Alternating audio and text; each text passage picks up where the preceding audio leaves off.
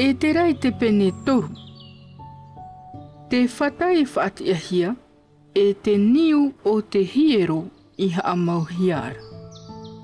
E tae era I te hitu o te marama, o te tamaria itra era I roto I tō rātou mau oire. Ua haa putu tahe maira te mau tātātuara I Yerutarema. Ua ti amaira Yetua a Iota tata e tāna mau tae te whea tahua, e te rūpapera a te ara tiera. E tāna mau tae e ua patu I hora I te whata te atua o itera era, e hopo ir ai te maututia tā wahini eiho. Te papa e hia I roto I te ture a te tātau te atuara a mote.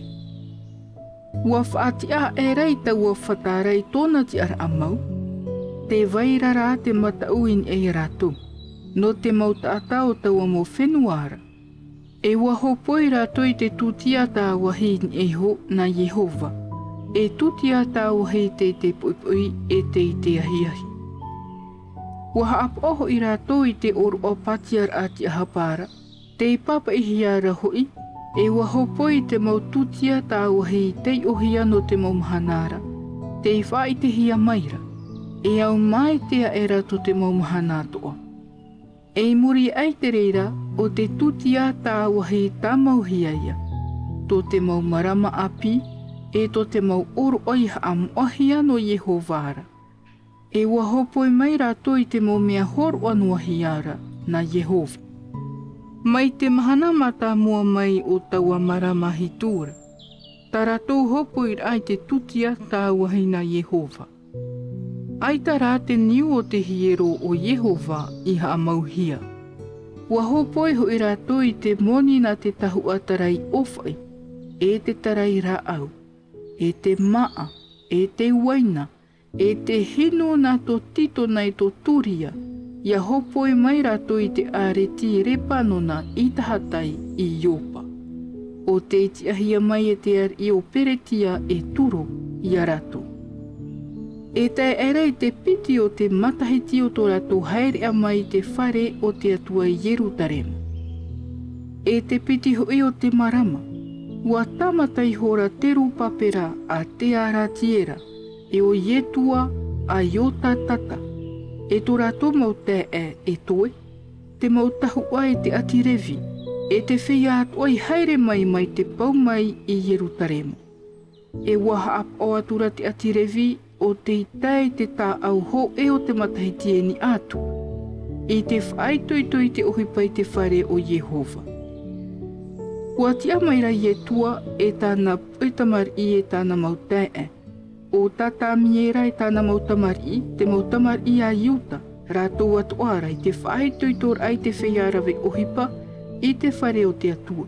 Te mautamari a hena tata, e tā rātou mautamari e tō rātou mautae te atirevi.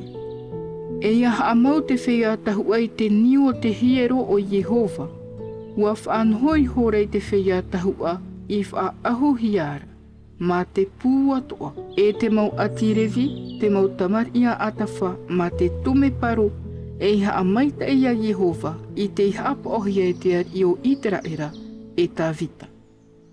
Ua himene pupu I hora rato, I te aruer ai te haa maita ira ai a Yehova, no te mea I maita I tōna, e te aho I tōna ruha I te vai mai te a ia I te raera.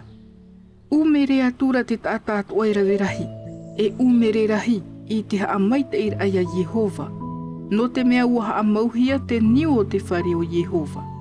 E raverahi rāto te whea tahua, e te mau atirevi, e te whea atira matahiapo, e te whea tahito te ite I te imuta aiho whare.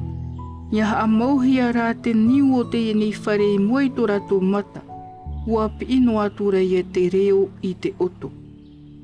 E raverahi atu aho I te umere noa I te oa oa. Ai tātura te tātai I te reo I umere noa I te oa oa, e te reo oto te tātara, e umere rei hoi tō te tāta ma te reo teitei, e ua tēroa te reo I te atea e.